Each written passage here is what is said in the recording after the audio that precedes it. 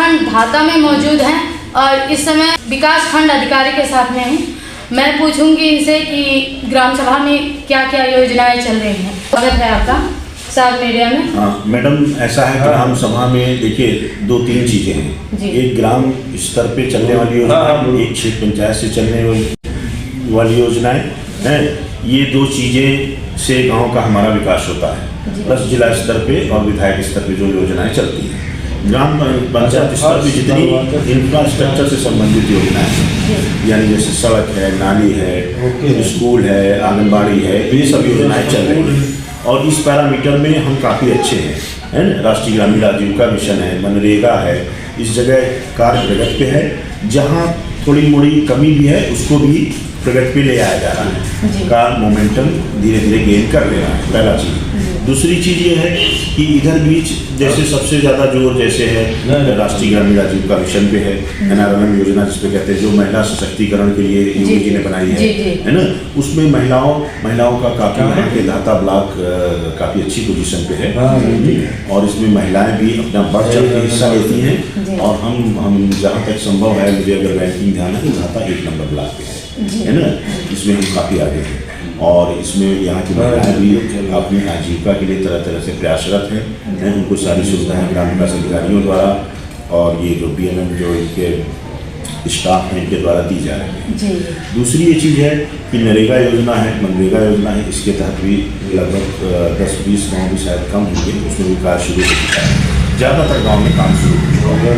इस गाँव से जो है इंफ्रास्ट्रक्चर निर्माण होता है गाँव का, यानी कि जो है जैसे तालाब है, मिट्टी पुराई का कार्य है, इस तरह के कार्य से मनरेगा से किए जाते हैं, वो भी कार्य चालू है। ठीक है। प्लस ODF गाँव होते हैं, स्वच्छता से संबंधित। जो RC सेंटर में हमारा जितना जो लक्ष्य था उसका 50% पूरा हो चुका है और जो नहीं पूरा हुआ है उसमें कुछ ज़मीन इशू है। जैसे इसमें ज़मीन इशू इसलिए आता है कि जैसे कुछ जगह ज़मीन नहीं मिल पाती है, तो वो चीज़ें हैं। और हम राजस्व विभाग से समन्वय में मेरा स्थापित है। और जैसे जैसे कुछ जगह तो पूर्ण हो चुके हैं एकदम, जैसे खैरई है, पौली है और एक गाँव है जहांगीर नगर से पूर्ण हो चुके हैं। कुछ जगह निर्माणाधीन है जो 2-4-10 दिन में जो है वो पूरे हो जाएंगे। और कुछ जगह ऐसी प्रधानों के लास्ट ये चरण चल रहे हैं, 1.5 साल बाकी हैं, बाकी खत्म हो गए। क्या समस्याएं लाते हैं प्रधान? तो ज़्यादातर नाली की बरसात थी तो इसलिए नाली की समस्या आ जाती थी, या सड़क की समस्या आ जाती है, या पेंशन की भी समस्याएं रहती है।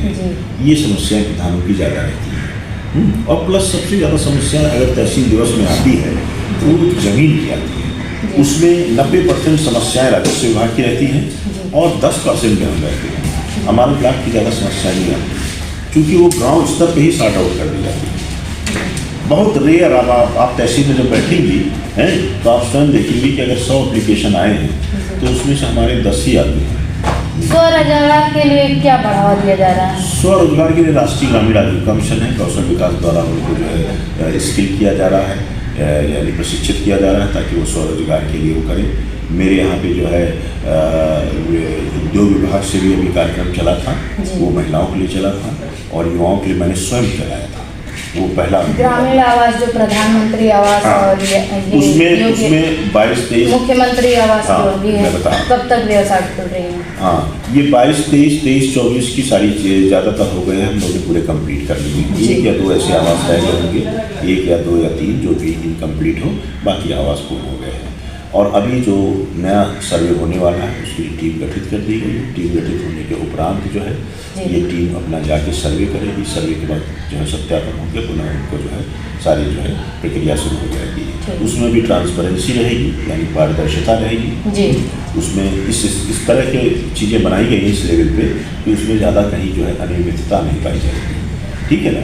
और दूसरी ये चीज़ें हैं कि मैं स्वयं भी मॉनिटरिंग कर रहा हूँ, मेरे सेक्रेटरी हुए, मेरे ADOs हुए, मेरे सेक्टर हुए, ये सब भी टाइम टू टाइम जाके मॉनिटरिंग कर रहे हैं।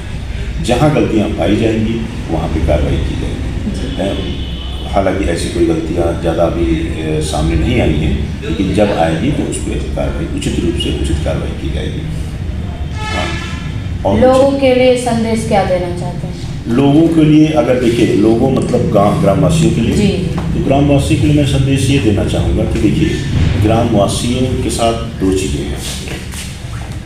किसी पे आक्षेप लगा देना बहुत सरल है जी, लेकिन उस चीज़ को, सच चीज़ को सामने ले आना और वो स्वयं आए और इस कॉन्फिडेंस से कहें कि हाँ ये चीज़ गलत है। ज़्यादातर जब जो शिकायतें हमारे पास आती हैं, जब मैं स्वयं जाता हूँ तो पाता हूँ उस शिकायतों में कुछ न कुछ फ्लॉ है, मतलब कहीं वो राजस्व विभाग से जुड़ी है, इस कारण नहीं पूरी हुई, या विवाद है, इस कारण नहीं पूरी हुई है। और कई बार मेरे पास ऐसे ग्रामवासी आते हैं कार्य योजना लेके, क्योंकि कार्य योजना ही रहती है और कहते हैं काम पूरा हो चुका है। उसमें लिखा गया 90,000, तो उन्हें लगता है 90,000 निकाल लिया सचिव ने, हैं, और वो लेके उसी को टहलते रहते हैं कि सचिव ने 90,000 निकाल। और जब मैं आता हूँ देखता हूँ तो वो कार्य योजना में हम लोग लिख देते हैं कि ये काम होगा, अभी हुआ नहीं है। तो उनमें थोड़ा जागरूकता का अभाव है।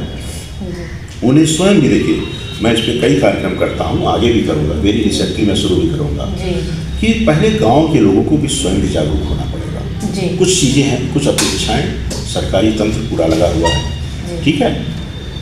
सरकारी तंत्र लगने के बावजूद, जैसे अब गांव में सफाई के लिए है, एक पूरा बड़ा गांव है, उस गांव में एक सफाई कर्मी के सहारे केवल गांव स्वच्छ नहीं हो सकता, नहीं, गांव वासियों को स्वयं आगे आना होगा। इसी के लिए मैंने एक कार्यक्रम चलाया है, उसका नाम है KKCN। इस पे मुझे बड़ा एप्रिसिएशन जिले स्तर से मिला था, ये मैडम ने भी अप्रिशिएट किया था।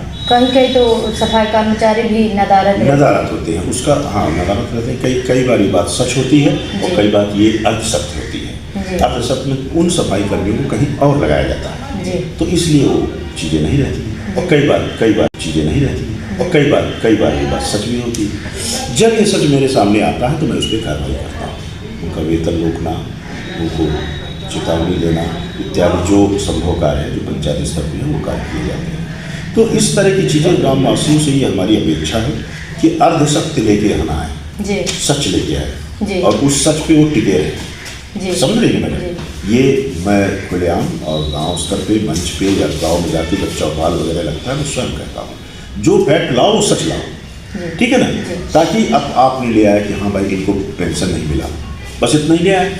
अब यहाँ आदमी तो सोच रहा है इसको पेंशन नहीं मिला। अब जब मैंने फाइल पलटी तो पता चला नहीं इसी के अंदर कोई कमी थी, तब मैं क्या करूँगा, समझ रही ना। तो जो भी मेरे सामने आए वो पूर्ण सच लेके आए, ठीक है। और दूसरी, हमारे गांव में काफ़ी ज़्यादा जागरूकता आई है, नो डाउट, काफ़ी चेतना आई है, जागरूकता आई है, और यथासंभव सरकार पूरा प्रयास कर रही है कि गाँव के लोग जागरूक हों। जितने वो जागरूक होंगे, अपने अधिकारों को समझेंगे, उतनी ही ज़्यादा पारदर्शिता आएगी, ठीक है। यही मेरा उनको संदेश है, और मुझसे जो अपेक्षाएं हैं, मुझमें जो कमी है वो स्वयं आके बताएं, उसको आके बताएं। मैं मुँह पे सुनना चाहता हूँ अपनी कमी है, हमसे न बताएं, मेरे उच्च अधिकारियों से बता दें, ताकि मैं उसमें सुधार ले आ सकूँ। मेरा रवैया ये है कि अगर मुझे मेरी कमी बता दी जाएगी तो मैं अगले दिन उससे सुधार लूँगा। मेरा रवैया स्टिक होने का नहीं है, मेरा रवैया कि मैं हाँ अपनी कमियों को सुधार करके मैं आगे बढ़ूँगा। ये मेरा एक संदेश है। हाँ, और इसके साथ बहुत बहुत धन्यवाद आपको।